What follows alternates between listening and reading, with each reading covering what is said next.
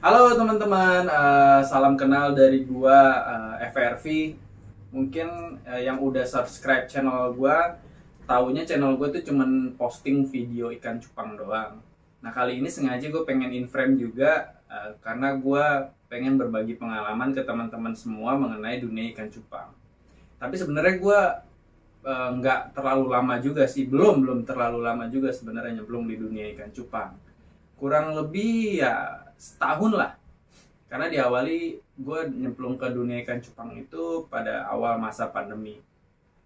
Lalu gue mencoba untuk hobi baru nih, dan ternyata ada ikan cupang yang menarik gitu.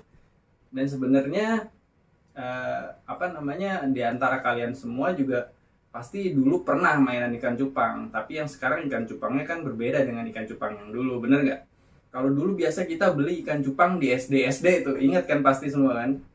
Kita beli ikan cupang di SD cuma harga 5.000 gitu kan, dan warnanya itu cuma ada warna biru, warna hijau, dan itu kita beli juga kebanyakan pasti bukan buat jadi ikan hias, pasti jadi buat ikan aduan, bener nggak?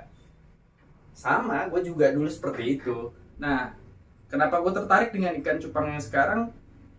Ikan cupangnya sekarang tuh lebih fresh di mata. Mereka punya warna tuh bermacam-macam gitu dalam satu jenis ikan cupang. Bisa sampai 5 warna bahkan lebih ya. Nah karena hal itulah yang bikin gue jatuh cinta sama ikan cupang. Akhirnya gue menekuni hobi ini sejak setahun yang lalu sampai saat ini. Nah berdasarkan dari pengalaman gue kemarin, gue mencoba untuk ngebreed sendiri ya kan, untuk memperbanyak ikan cupang gue. Karena gue selain menjalani hobi ikan cupang, nah gue juga mencoba untuk menjual ikan cupang hasil breed gue sendiri gitu. Nah buat teman-teman yang mungkin masih pemula ya, baru mulai main di ikan cupang, mungkin mereka masih merasa kesulitan untuk ngebreed. Dan di sini gue ingin berbagi pengalaman berdasarkan pengalaman gue ngebreed, termasuk dari tips mencari settingan indukan yang benar, terus apa, kriteria kriteria indukan yang bagus untuk dibreed. Karena ngebreed itu sampai ke anaknya menetas, terus kemudian sampai mereka dewasa, itu lumayan cukup memakan waktu lama gitu kan. Jadi biar nggak sia-sia, kita harus benar-benar memilih settingan indukan yang benar gitu. Jadi nanti hasil anakannya, persentase yang jadi, yang mutasinya menjadi bagus itu lebih banyak dibandingkan yang reject atau gagal gitu. Nah di sini gue udah ada ini ikan cupang hasil genetik gue nih. Ini adalah genetik ayah beta FRV ya. Yang di kanan ini indukan dan ini anaknya. Jadi ini indukannya dan ini adalah anaknya. Oke, nah gue pengen ngasih tahu settingan indukan gue tuh seperti apa, dan hasil dari settingan indukan ini menghasilkan anakan yang mutasinya menjadi seperti ini. Begitupun dengan yang di sini ya, ini sebenarnya sama, ini tuh anaknya dari settingan indukan gue yang ini juga. Nah kalau ini adalah indukan yang baru aja selesai gue breed. Kalau ini gue lebih ke main ke multicolor karena gue pengen nyari ke yellow base. Nah ini adalah settingan indukan gue nih. Tuh.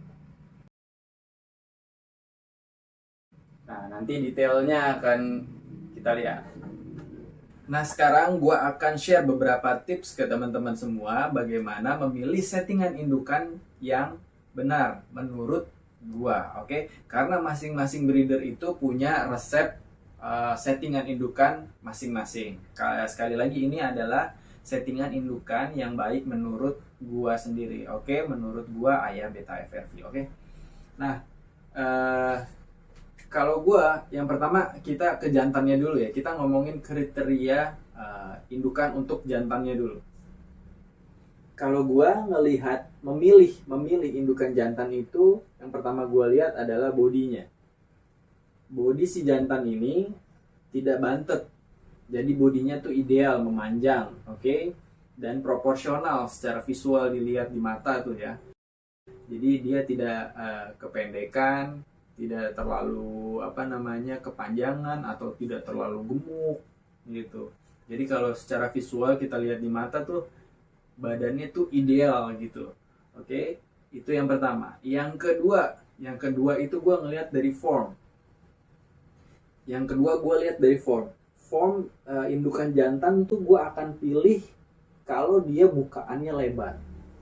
Oke, baik dari dorsal, dia ngebuka cukup tinggi dan lebar. Ekor juga sama. Ekor makin lebar ekornya, justru itu yang makin gue pilih ya. Karena form itu nanti kurang lebih akan menentukan form dari anakannya dia juga. Genetiknya kurang lebih nanti akan turun ke anakannya. Yang berikutnya dari analnya juga, kalau bisa cari yang panjang. Analnya tuh yang panjang dan lancip. Oke. Nah, jadi secara form semuanya ya, itu bukaannya harus lebar. Karena nanti anakannya bisa jadi mengikuti dari genetik induknya. Jadi anakannya nanti formnya lebar juga gitu. Karena ada juga ikan cupang yang formnya itu badannya ideal sebenarnya, tapi formnya itu nggak lebar gitu, jadi dia nggak nutup. Jadi secara proporsional jadi kurang enak dilihat di mata. Oke. Berikutnya yang ketiga adalah kalau gue ngelihat dari pola warna yang ada di badannya. Nah, kalau ini adalah yang saat ini lagi gue kasih lihat adalah contoh indukan gue untuk mendapatkan genetik Cooper. Ini adalah Red Koi Cooper atau yang biasa dikenal dengan Iron Man. Dari segi warna dia sangat strong color, karena semakin kuat warna yang ada di badan si ikan jantannya itu adalah genetik, semakin kuat juga genetik yang akan dia turunkan nanti ke anakannya gitu. Nah, sedangkan kalau dari betinanya, gue ngelihat dari postur badan juga awalnya. Gue cari postur badan dia yang ideal ya, kurang lebih hampir mirip lah kayak yang indukan jantannya. Kita harus lihat secara visualnya, bentuk badannya itu harus proporsional, dia nggak bantet, dia nggak kegemukan, dan bentuk badan itu memanjang. Lalu kemudian gue ngelihat dari warna. Dari warna itu kalau bisa yang strong color. Kalau gue, semakin dia strong warnanya, semakin gue percaya genetik dari si ikan ini gitu. Gue semakin percaya anakan yang akan dihasilkan oleh ikan ini akan menghasilkan persentasenya lebih banyak yang mutasinya bagus dibandingkan dengan yang base girl. Nah, yang berikutnya adalah kita ke form. Sama, form juga harus menjadi pertimbangan yang kita perhatiin juga. Karena form ini nanti akan mempengaruhi ke anakan si ikan ini. Kalau misalkan formnya jelek nih indukannya, ya kurang lebih nanti anakannya juga ya formnya nggak sebagus yang kita harapkan gitu. Formnya nggak ngebuka gitu. Ketika settingan indukan kalian benar, maka hasil yang akan kalian dapatkan itu tidak jauh bagusnya dari indukannya. Nah, ini adalah 2 anakan dari sekian banyak anakan ya. Dari sekian banyak anakan yang jadi gue di sini ngasih lihat cuma 2 aja deh contoh sampelnya dari hasil dari settingan indukan gue yang Iron Man ini.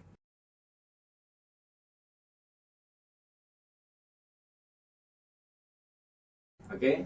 Nah, yang berikutnya ini gue ada multicolor. Di sini gue ini settingan indukan gue untuk mendapatkan target gue ya. Target gue untuk mendapatkan ke Nemo Yellow Bass.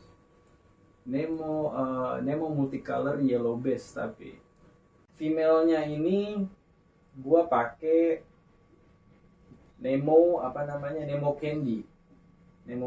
Bisa dilihat di sini dia nggak full block sebenarnya.